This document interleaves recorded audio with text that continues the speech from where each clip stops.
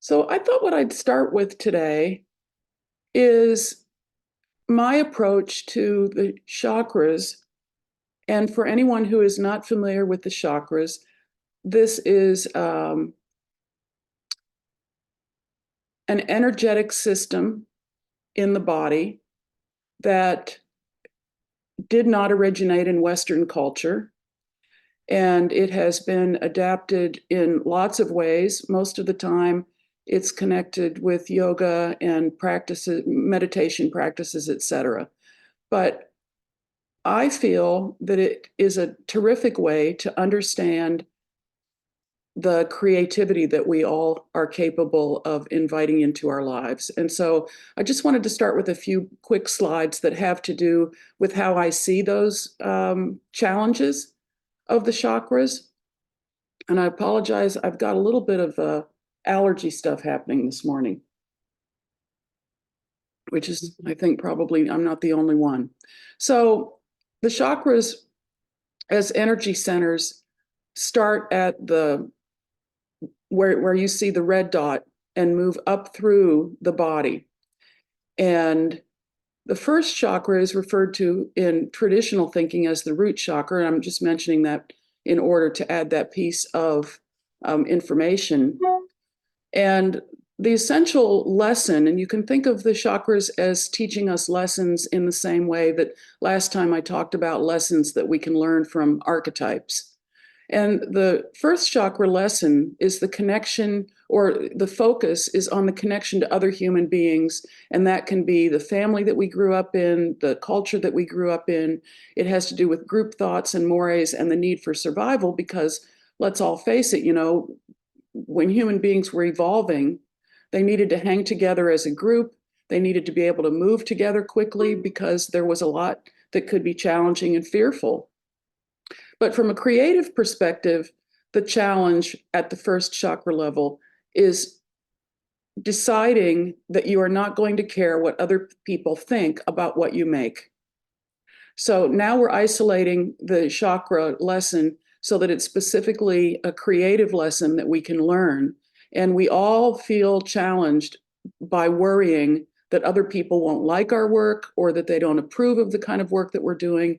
And an example of that is when you've been in a particular kind of artist society or guild, and you start thinking that you'd like to do it a little bit differently, and you get pushback because the traditionalists are not ready for that to happen. So it's kind of a challenge to them.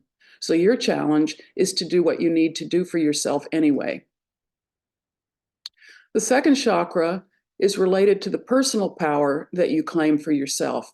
And in traditional thinking, that included issues of opinion and sex and money and creativity. All of this has to do with how you develop your self-esteem and claim your power. And the challenge to the artist or to a creative is to take ownership of your ideas and processes, so you're no longer just going along with what other people think and pursuing the kinds of things that other people approve of. So this is your opportunity to strike out and be on your own. And that always goes better when you've got other people who are supportive, who understand that.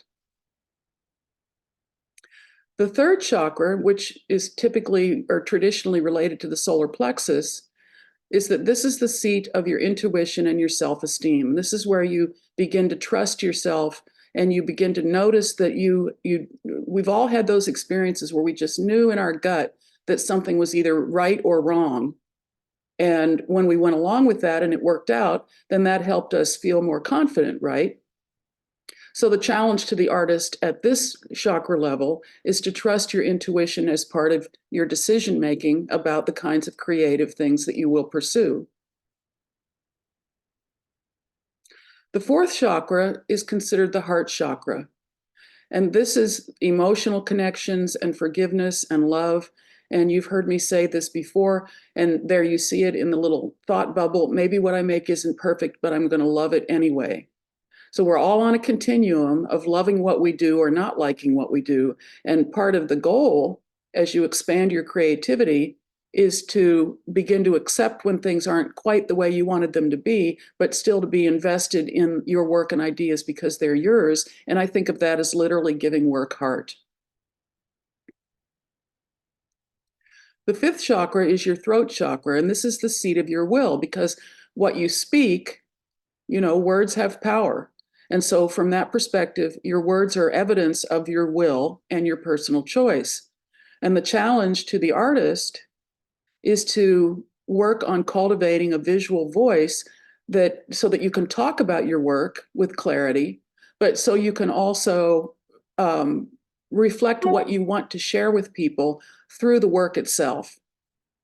And so when you start to work and you're working on pieces that have meaning, that's an example of giving a visual voice to your vision.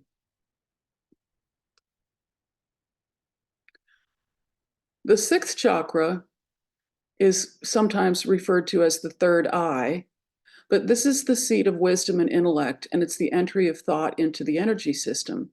And so the challenge, and I've referred to this as alignment when I talk about creativity, when what you love to do and what you're good at doing are the same thing, or when what you love to do and you're getting better at doing are the same thing, then you're in alignment. And so at this chakra level, this is related to a mindful consideration of ideas. And then that can also link to questioning the heart or the fourth chakra in an effort to gauge potential emotional investment and balance in order to make a creative project come to fruition. The seventh chakra is called the crown, also called the crown chakra.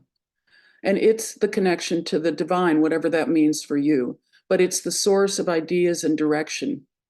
And I think of ideas as flowing around us all of the time. And they come in and we evaluate them, sixth chakra, and we let them go if they're not right for us or if the timing isn't right. But the challenge is to stay in present time and be open to all of these ideas so that you can notice when they're coming in, so you don't let a really great idea slide away because you weren't paying attention. You never want to take for granted the power of community. Because when we're working on all of these lessons that we can learn, when we're choosing to go our own path and try not to worry about what other people think and to trust our intuition so that we can make the most of what we do and connect with the heart of the work that we're doing, you can do that on your own. We've all had periods of time when we've had to do that on our own. But in general, it goes a lot better when you've got at least a few like-minded people who understand what you're talking about and where you're coming from. And so that's one of the reasons I think creative strength training is so powerful, because we have built such a fantastic community. And that's not something I can do by myself. That's a group effort. Now, this is a handout that I made that reflects these various creative challenges. And Zena will send this as a PDF to anybody who registered to be here today. So then you can print this out and keep it somewhere yourself if you'd like to do so. And please feel free to pass it on as well, because most of these kinds of things that I put together aren't going to do anybody any good if I hold them too close to my chest and I don't allow other people to share them. So you can feel completely good about sharing these ideas with somebody else who might not be here today, or even with a group if you'd like to do so. Now, I just thought I'd have a few more slides that have to do with what we're going to do this year, because every year the schedule is a little bit different and there's some really exciting things coming up this year. And I do that for myself. It's completely selfish. I could just set the agenda and do CST year after year in the same way, and that would be incredibly boring for me. So one of the things that I like to do is think about what's interesting to me at a particular point in time, and then see how I can build that into what I share through CST and the writings. And one thing we're going to explore this year is what I call contemplative creating. Contemplative creating is a little bit different from having a game plan. But the reality is that you can work both ways. You can work both ends of the continuum. So you may have a project like, obviously, certain kinds of quilts where they don't really evolve organically. There's a plan, and you're following the plan to get it to happen, in the same way that if you construct garments, most of the time you have to have a plan. You can't just cut something out and try and turn it into a sleeve. At least that's never worked for me. But as I got deeper into this idea of contemplative creating, I realized there are lots of artists who work with various approaches and styles. And so in March, the very first art tutorial that I've prepared is an exploration of different ways of thinking about contemplative creating. And Hilma af Klint is an example that I'll talk about in greater detail in that lecture. I do want to share this short, it's only a 2-minute video from Suzanne Fraser, and she did give me permission. And as it turned out, she and I had a dear friend, Judith Traeger, who may be familiar to some of you, in common. And this was a YouTube video I found, and she says it better than I could. So I'd like to share that with you now. When I'm working, I usually lose a sense of time. And sometimes I lose a sense of place. I just lose the studio. That's hard to explain. And then when I'm really, really lucky, I lose a sense of me. And all of a sudden, it's just the paintbrush and the paint. And it's painting. The paintbrush is painting, the colors are mixing, you know, the painting's happening. And I'm kind of like watching it and trusting my intuition and the experience.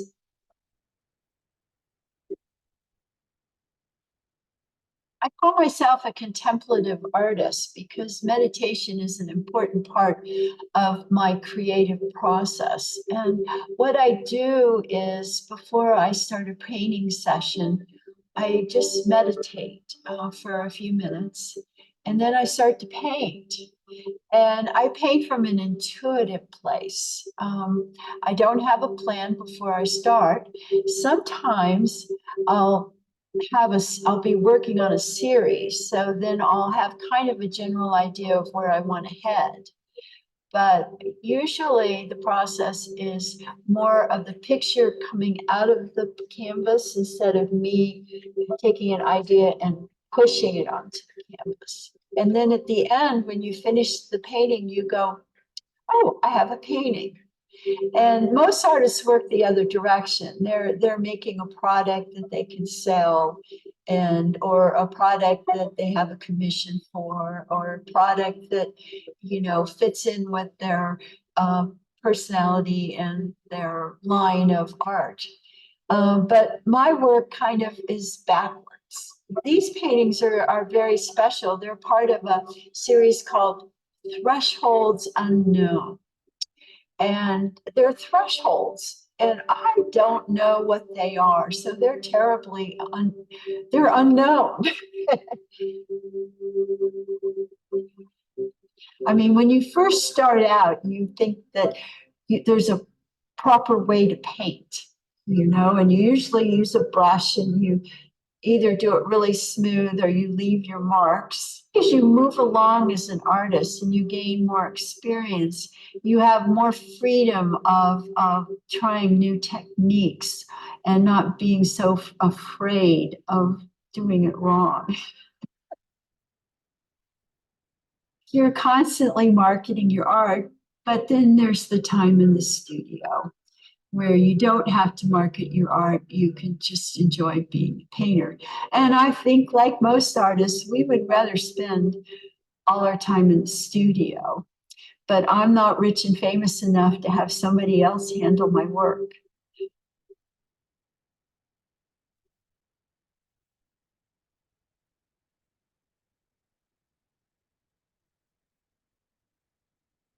And I just want to add to what Suzanne said so articulately, is that this isn't an approach that's only for a painter.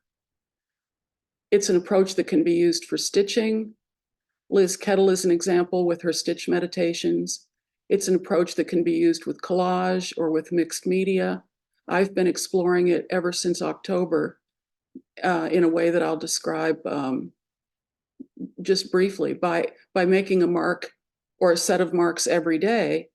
And it's been a very interesting process to watch unfold, because you can have a day where you don't like what you did at all. You can have a day where you're not in a very good mood and you just slap something on. and see what happens, see whether it sticks. But what I have found most interesting is that it's a great way to center or to get unstuck, and some other form of art making that you're pursuing could run parallel to this kind of a practice, and I think they would both benefit. Now, I wanted to talk about how we organize the month and how we organize all of the information that we share, because sometimes I think for people who are new, it feels a little overwhelming. But we always make what we call, well, it's kind of an outline. I think we call it a quick view, and it looks something like this. So here's March for 2024, and this outlines the archetype that we're going to study. It outlines the special lecture or workshop that we're going to share, which is a new feature this year. We sort out the things that you have to read, we sort out the things that you can do, and we sort out the things that you can watch or listen.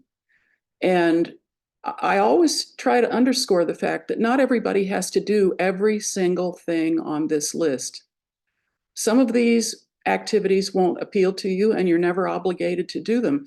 This is not a class with grades. This is an opportunity to go into the buffet of creativity and choose the things that interest you, and maybe check out a few of the things that aren't familiar to see if they will interest you. And this list makes that a little bit easier. We also have a really vibrant website, and that features Circle. And on Circle, when you're a CST member, you will be able to pull up a page that looks like this. And you can see over on the left that Zena, who gets all the credit for this, frankly, has done a wonderful job of laying out the various categories that you can check out. So we have an archive of archetypes. We have the member work and the exhibitions that we've offered in the past. There's a video library, there's a member directory that you can join if you'd like to do so. And the CST community, which you see highlighted there in kind of a pale yellow, is the place that replaces Facebook. And so it's a place where you can go in and make comments or share pictures or ask questions, but it's private and it's protected. So we're not vulnerable the way we used to be when we were on Facebook. Every year we have 2 exhibitions, and many of you who are here today have participated in the exhibitions. We always produce a beautiful catalog, and my husband Wayne, who is a former art director, is the one who handles the catalog creation. And then we always have a celebration of the work that has been entered. But the most important thing about the exhibitions that we offer is that they are not juried. There are plenty of places where you can pay money and submit your images and either get in or not into a particular exhibition. And some people enjoy that process and are really eager to participate in that way. Others, frankly, are terrified of that process or intimidated by it. And no matter where you are in your own personal experience, this is an opportunity to send pictures of work that you have produced or created. And as long as the images are good, you're in the show. And I think it's very important to have an inclusive opportunity like this, partly because it's good practice, but partly because, as someone wrote to me last week, she doesn't really care that much about sharing her work or showing her work anywhere.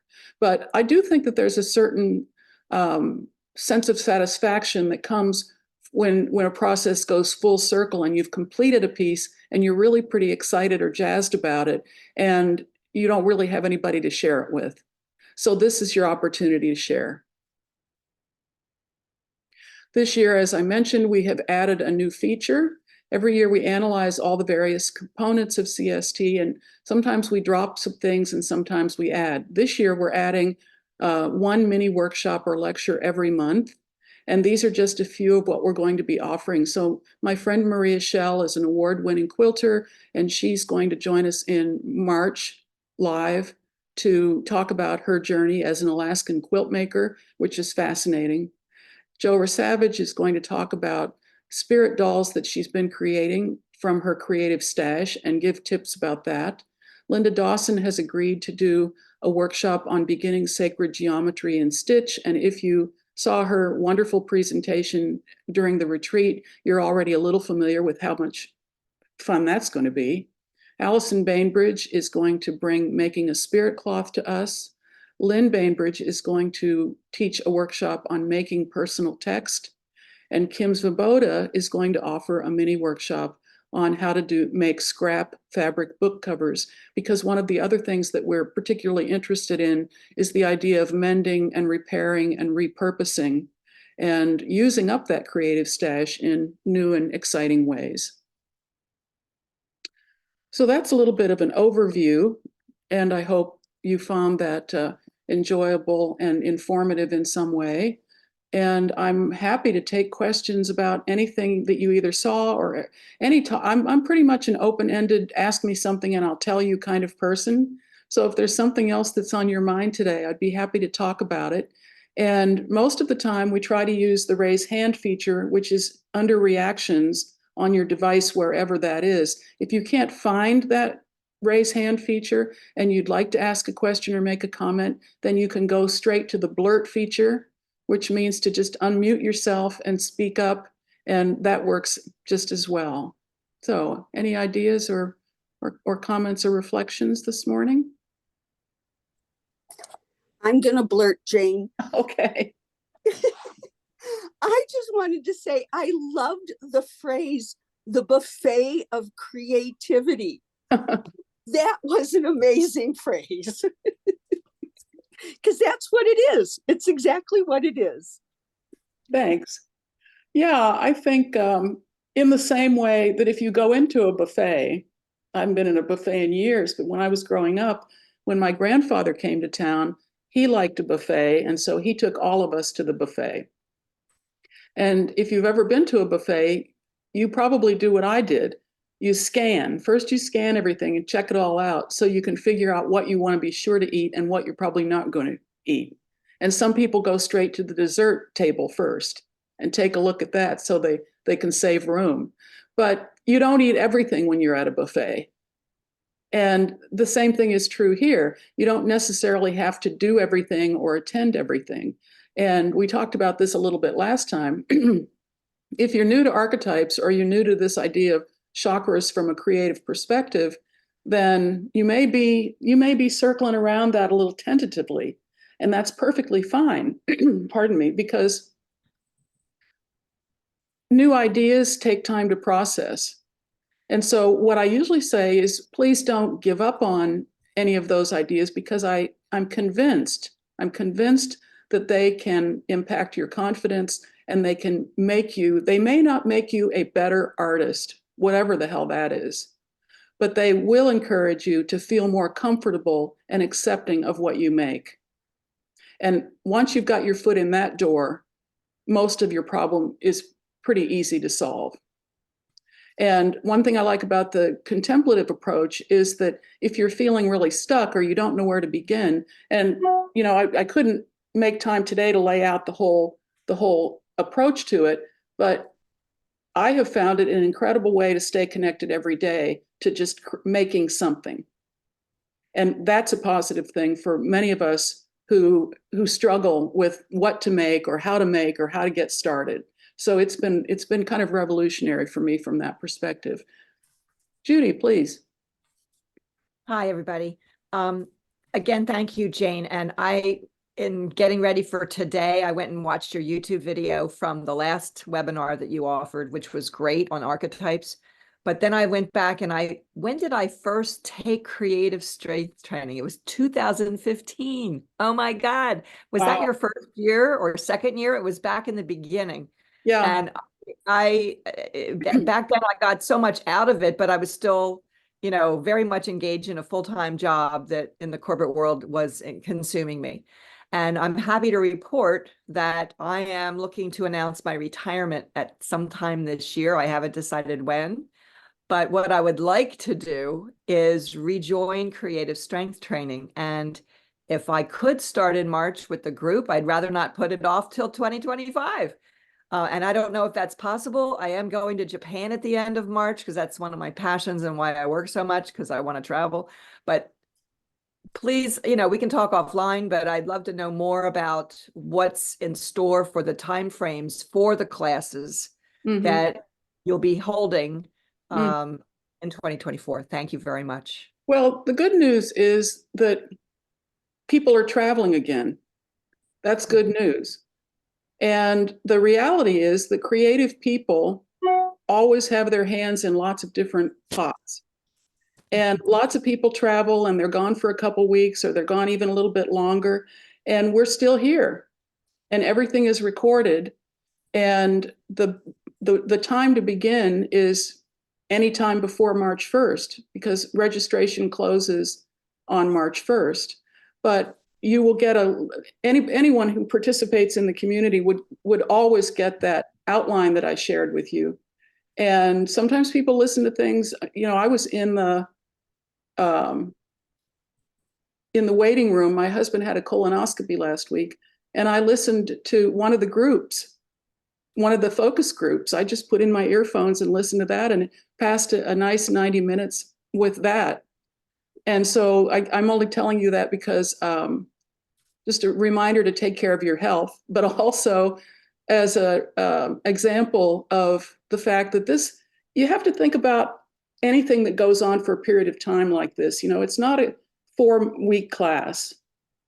It's an extended period of time, and there was method behind that madness, because they say that it takes 10 weeks to establish a good habit, but I think it takes way longer than 10 weeks to establish a good habit.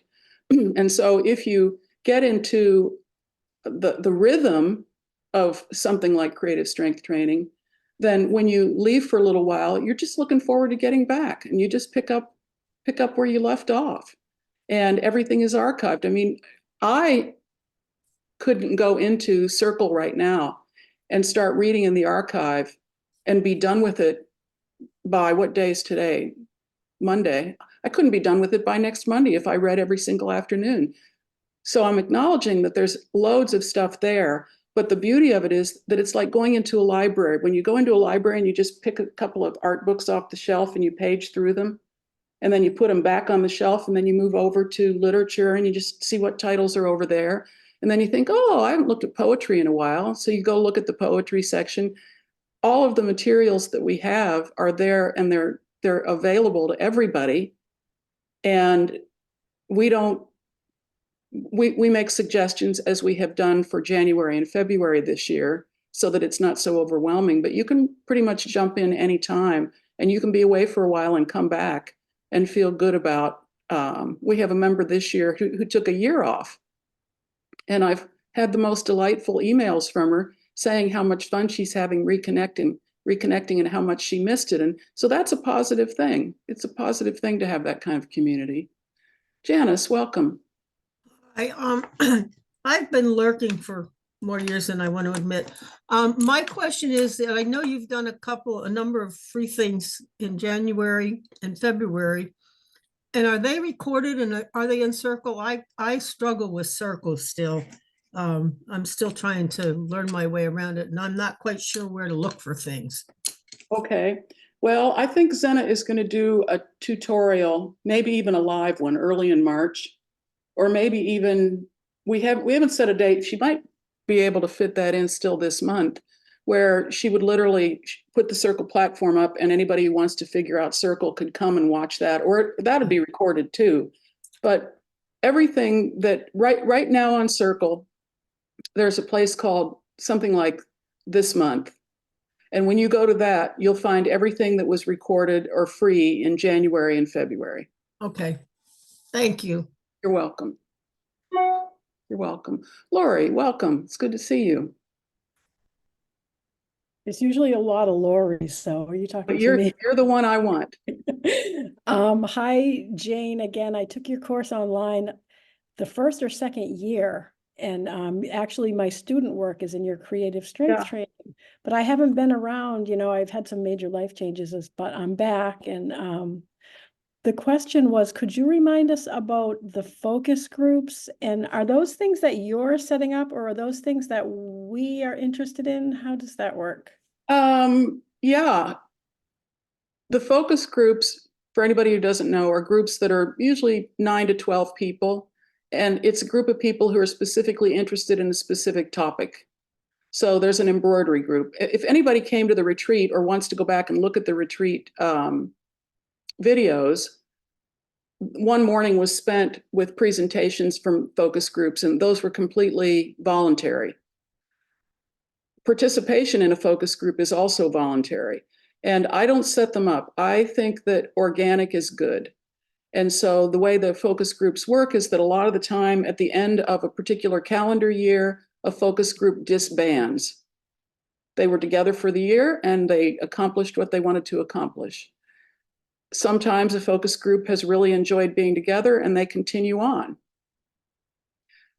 If you're in CST and you have an idea for a focus group and you're willing to either host or learn to host, because we have a dedicated Zoom account that we pay for, and it's specifically for focus groups to use it if they want it, because then you're not limited to the 40 minutes, which I think is the limit on a personal account.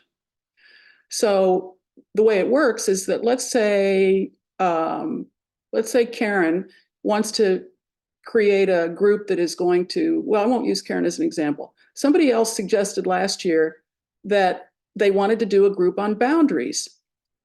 And did I think that would work? And I said, I have no idea whether a group talking about boundaries would work.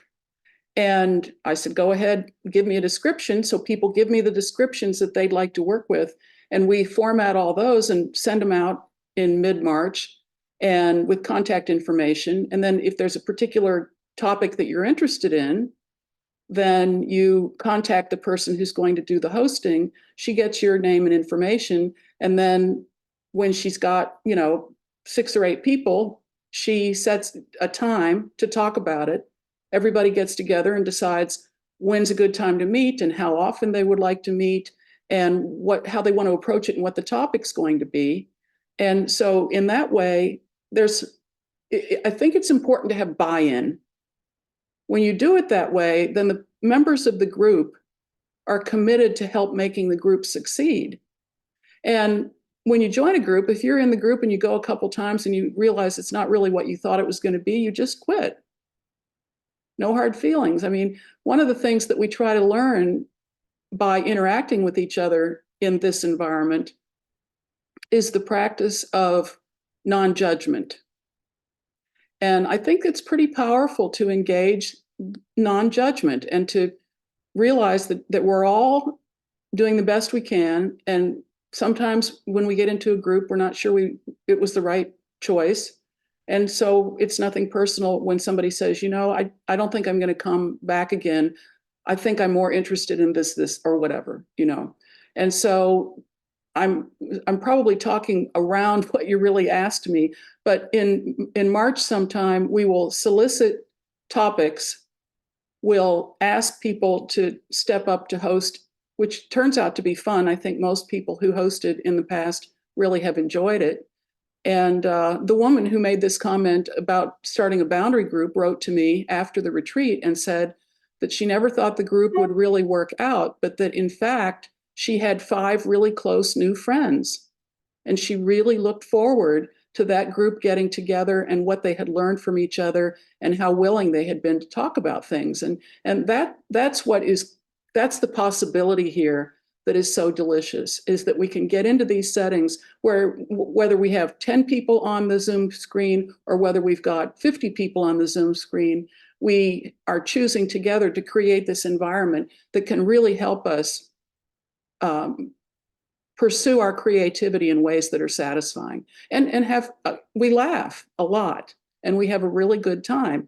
And at one of these meetings pretty soon, I'm going to invite everybody to bring a spoon. I'm going to teach you how to hang a spoon on your nose, because that's a Dunewald trick that everybody should be able to do. And if I could get all of Southern California SAQA to do that at a conference where I lectured, then I bet I can get a whole bunch of people to learn to hang a spoon on their noses on Zoom.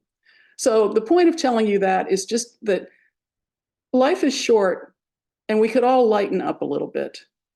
And there are a lot of things. I'm having a hip replacement next week, and I'm not looking forward to it, but it needs to be done. And the glory of the amazing magic of medicine means that I'm going to have this and I'm going to be able to ride my bike again. And that's great. So we have these things that we all go through, and it's all part of the creative process of how we're going to embrace the world around us and how we're going to engage with the creative part that can make all of these experiences go more smoothly for us. I hope that makes sense. Gloria Ann, it's good to see you. Thank you, Jane, and good morning, everyone. I had a question more on logistics. So not knowing, having been in CST training, so your time frame for your like this was an 11, central, so it's 7 a.m. for me, which is fine, but I notice on some, some are 5 a.m. in other things I might, so that's my question is, do you have a set time for?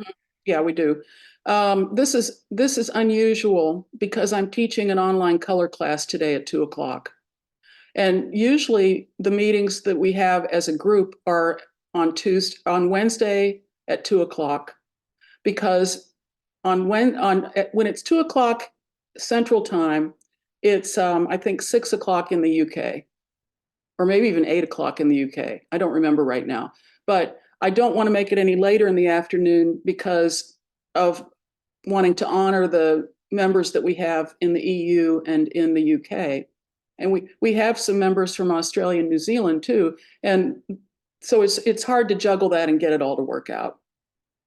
But I try not to ever make anything so early that it's really, really early on the West Coast either. And so this is unusual today, but in general, the get-togethers are always at 2:00.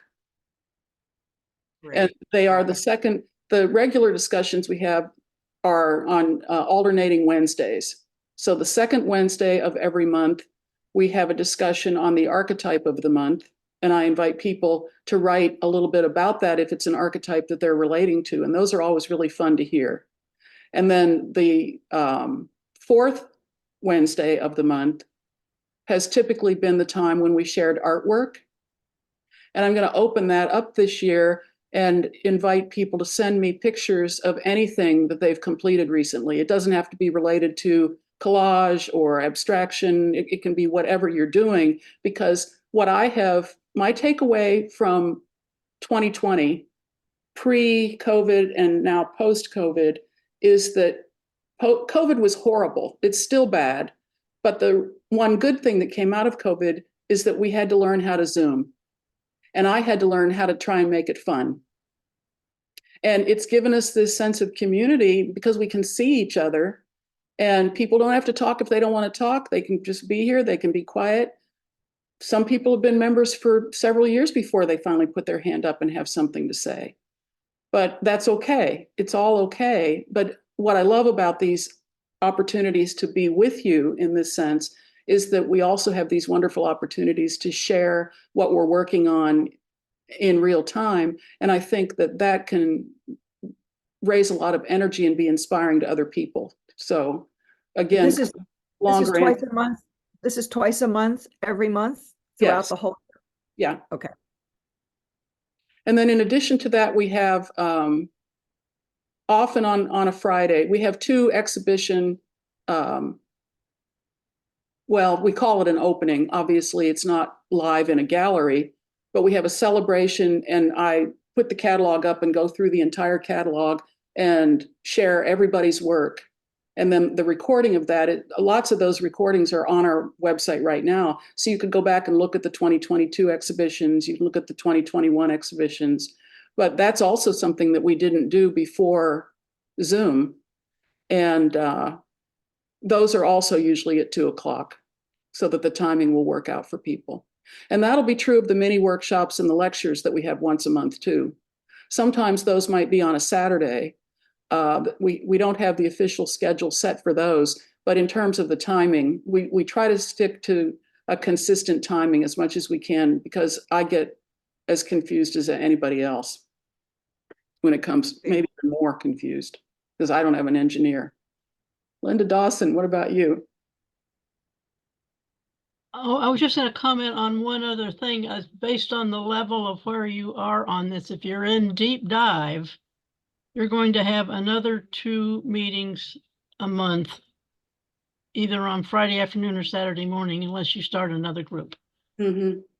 And those deep dive groups are full.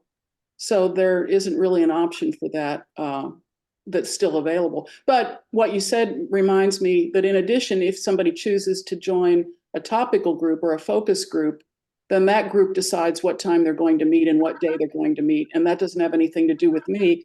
In that case, the only thing that really matters is that everybody in the group is in agreement about it and that we are able to schedule the get-togethers so that the Zoom account is available for anybody who needs it. Brenda, please.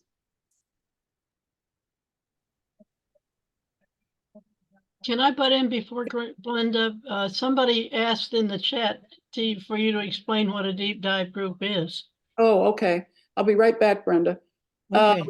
Deep Dive is a group of artists or members who want to commit to literally going a little bit deeper with their work over the course of the year. And so the Deep Dive members meet 90 minutes twice a month, in addition to everything else that CST offers. So that is, there might be one spot open on Saturday, I think, but those groups have turned out to be groups that are pretty consistent, and sometimes 3 or 4 people no longer sign up for Deep Dive for lots of personal reasons. But most of the time, there's a continuity in the membership of those groups. If anybody listening to this is interested in finding out more about Deep Dive, I'm happy to correspond with you one-on-one. But that's basically what it is. Brenda, back to you. So recently I was at a coffee shop that displays artists' work. And when I was looking at the work, I was thinking this is technically well done, but together the pieces felt very dark. And I shared that with some makers that I know, and they said, oh, I don't know that I would show something that feels dark like that. And I said, but it's still part of the development of moving ahead. And I like to think of, you know, a creative practice like say taking a hike. When you go out on a hike, you don't know there's going to be some hills and valleys and rocks, and maybe sometimes it's wet and slippery and muddy, and you don't generally stop. You just keep going. And unless you injure yourself or something. But I think a lot of us hold back because we feel like we're not inspired or something, but yet just doing something every day, like you were talking about earlier, is really important, because it's like clearing the way or something like that. Yeah, that's a great way to think about it. And I was talking about this with somebody else recently, and I'm not sure everybody here will be familiar with it, but Julia Cameron wrote the book, The Artist's Way. And in The Artist's Way, one of the exercises is to do daily pages. And daily pages is just basically writing 3 pages when you get up in the morning, just for that very reason, just to clear your mind. And that's what I likened this approach, this contemplative approach to. It's like you're going in and you're just making some marks, and it's kind of open-ended. And maybe it turns into something, as Suzanne said in that short video, and maybe it's just clearing you out for whatever you're going to do next. But that's a really great way to think about it. I love the hike analogy. And as for the dark work, I don't know whether you meant dark topically or dark in terms of the palette. It was black. It was mostly black and white, but it had a feel of, you know, like maybe one piece would be okay to have on the wall, but but taking it in, it just felt, you know, kind of dark, but yet it was well done technically. That makes sense. It does. Yeah. Well, and I think that's one of the things that we sort out the longer we create and the more willing we are to talk about it and think about it, the closer we get to figuring out what's important for us to say in the work that we make. I think, you know, I've talked about this before, but I sort of think of making as a 3-legged stool, and one leg is your technique, and one leg is your materials. And without the third leg, which is what you care about and what you're trying to accomplish, the stool won't, it's not steady. And I think too often we get really busy collecting techniques and collecting materials, and we forget to think about what we want to convey in what we do or what we make. And that doesn't mean it has to be heavy topically. I mean, some people just want to play with color. They love color. And some people love the natural world and they want their work to express flowers in the natural world. And that's fantastic too. But then there are people who are willing and attuned to being able to do work that has a strong message. My friend Priscilla Smith started as a quilt maker, and then we worked together for a while, and she realized that she really cared about what's the word I'm looking for? She was very anti-war, anti-conflict. And this was quite a number of years ago now, and she did a whole series of pieces that were huge quilts that were AK-47s and letters that she collected that service people had written from the battlefield. And she put all of that in her artwork, and it was dark topically, but it was also very powerful. And I admire anybody who can work with imagery like that for an extended period of time. I'm not sure I could do it. I don't think I could. But we need artists who are willing to have that kind of a voice, even when sometimes we want to turn away. And so really the bottom line for this kind of a discussion is that we each have to be true to what is important to us, and that has to be okay. Because art that's beautiful, that brings joy into the world, is just as valuable as art that has a message that's hard to understand or embrace. We need all of it.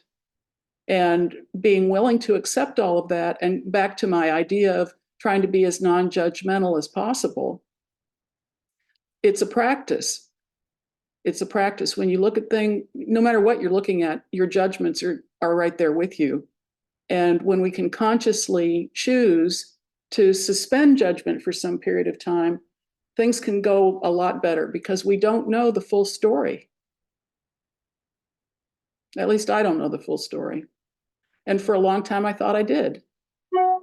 I thought I should be running everything. And it's exhausting. So thanks for that, Brenda. We just have a few more minutes. Any other questions or ideas floating around today? Happy early birthday. Oh, thank you. Thank you very much. Yeah, I'm getting a walker and a toilet lifter for my birthday, because the surgery is about a week later. So, Get a chair for the shower too, Jane. okay, it actually has a bench. Okay. Well, and but I shouldn't say that. I'm also getting a new kitten, and that wasn't without a conversation, because my husband's not really a pet person, but my daughter convinced him that I needed a cat for my recovery. So that's what I'm getting. Barbara Doyle, welcome. Yes. Hello. Back to the archetypes again. And aside from Carolyn and Jung, who I maybe a million years ago I did read a little bit. Oh, I'm sorry for the smoke alarm. I'm sorry, Jane. Anyway, I'll speak quickly. Can you recommend any other books that can help with the archetypes? Or sources?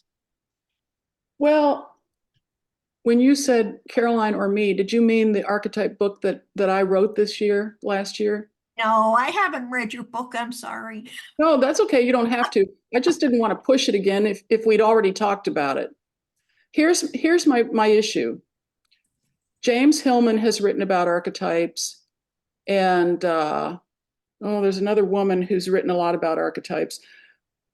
And if you Google, you're going to find all kinds of stuff. But nobody really talks about it from the perspective of creativity. And archetypes is one of those ideas that has been hijacked by business and by the film industry. And so when you go online and you start Googling archetypes, what you typically find are articles on how to shape characters for movies and how to follow the hero's journey as a way of writing a movie, or how to analyze all of the people who work for you from the angle of archetypes. And personally, I think that's kind of misguided, because you can't go around telling other people what their archetypes are. It doesn't work that way. So maybe I'll do a little research and put together a short book list if I can, Barbara, but that's why I resist talking about lots of other books or authors, because there's a direct lineage from Jung to Caroline Myss's Sacred Contracts that doesn't necessarily exist in some of they're all inspired by Jung, but sometimes they're really way, way far removed. And so that's why I asked you about the book, that the 36 archetypes I wrote about in the book that's on Amazon, is because, or that you can get here. I'm not pushing that on anybody, because you can go in the archives and read a lot of the essays that I've already written on archetypes. If you want more information in there, it would be free. But sometimes reading what somebody else has written might actually be more confusing than helpful. Pat, it's good to see you. I think you're muted. I just wanted to say that for several years, I was not very creative, having had many years of being constantly creating. And there was many reasons for that.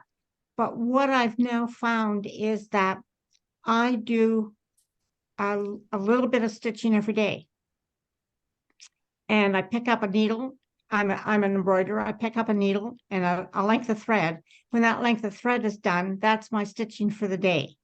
And it has opened me up with so many new ideas, and it's filled my heart and soul with joy. And so with whatever your artistic venue is, if you just do a tiny bit every day, I'm sure that you will find some joy in that. Mm-hmm. But it's got me back on track, which I'm thrilled about. Mm-hmm. But I also wanted to say thank you, Jane, for finally telling me what kind of a artistic or creative person I am with a contemplative creativity. I just thought I was just strange and different. Oh, but I work that way almost 100% of my time. mm-hmm. Yeah, good. So thank you. Very welcome. I now have a word for it, and it's okay. It is okay. It's totally okay. Good. I'm really glad to hear that. Thanks for sharing. Thank you. You're welcome. Teresa. Oh, hi, Jane. I also just want to say Carolyn Myss, on her website, she has some little videos about the different archetypes. So that may help rather than just reading it. Mm-hmm. But the other thing I wanted to say is, now I haven't really read through this book yet, but it's called Art Journal Your Archetypes. And it's just about mixed media techniques for finding yourself. So it just has some little different, some just very short little blurbs about different archetypes. And then it goes through different mixed media techniques for like how to create, what you think your archetype might be. So it's just another I think it's more simplified than what Carolyn Myss does, but it just might be a way of getting someone start, like a just quick glance to see what the archetypes are about and like different ways that they could possibly create use different mixed media or whatever they use to create their own little deck of cards for the archetypes. So it might just spark some interest, spark a little imagination. Great. Would you mind putting that in can you type the title of the book into the Oh, chat? sure. Okay. Yes, I can do that. Thank you, Jane. Welcome. And in the archives, there is a PDF that's a color example with some suggestions of the archetype cards that I made a few years ago and how I went about it and how I researched symbolism and made the decisions that I made. So that's another document that would be useful that's right there at your fingertips too. Jill, it's good to see you. Hi everybody. When you said you can't go around telling people what their archetypes are, first thing I thought of was, but you can think it. And I think it can help you understand the archetype better and maybe yourself if you have the same archetype. Because when I go through the archetypes, there's a handful of them that I think, oh yeah, I've met that person or I've met that archetype and I see the dark and the light. You can't tell them that, like you said, but and if you did, there's a limited number of people that are really familiar with archetypes that would get it or want to get it, Well, I think a lot of people would feel like, here's someone trying to put me into a box and I'm not going to be put into a box. Yeah. But it does help to draw on that experience with people. Well, you're right. You're right. No, you're right about that. You definitely can think it. And I do think it helps. I do think it helps. I have a sister who has a fairly good sized queen. And until I really understood it and understood what was typical of that particular pattern, I had a hard time with it. And now what's the point? It's just there. It's just who she is. And so that's another one of the things I mean by getting a little less judgmental. Because most of us can't do anything about the patterns that we've got. You can start a new habit or you can break a bad habit with a little effort. But most of those patterns seem to be hardwired, at least in this lifetime. Angie, one more comment and then we'll wrap this up. I just wanted to say that CST has been my saving grace. I had to move away from my entire family into the country in the middle of nowhere, kind of. And now I no longer have a vehicle. And without CST, I am sure I would do nothing but sleep all day. Mm-hmm. And CST is my reason for getting out of bed in the morning. And it's been my saving grace through COVID. And thank you so much for being there. Thank you, Angie. That's very kind of you. That's very kind. Okay. Well, thanks for spending this hour with me. It seems like it sort of flew by. I hope we touched on some things that are of interest to you and we've answered some questions when you had them. I'm still here, and aside from a couple of days next week when I'm totally out of it and drugged, I try to answer all my email as frequently as I can, and I'm happy to hear from you and to answer questions if you have anything else that comes to mind. And I hope you will have a great rest of the day and stay safe and be well. I want to wish you a happy birthday and a great success in surgery. Thank you. Happy birthday. Yes. All of us. Yeah. Yeah, Brenda. I have a quick tip that we learned when my husband had his hip replacement. If you put your walker against the toilet tank, then when you stand up from the toilet, you have the handles. You see what I mean? So you walk the walker to the tank, and then when you sit down and when you stand up, you have handles then. Okay. Well, this just goes to show you CST is full of interesting advice. You can also get a raised toilet seat, Jane. Yeah, that's on the list. Okay. All right. Enough of this. Okay, Happy birthday. bye. More Happy toilet birthday. talk, please. Okay. Bye now. Bye-bye. Bye-bye.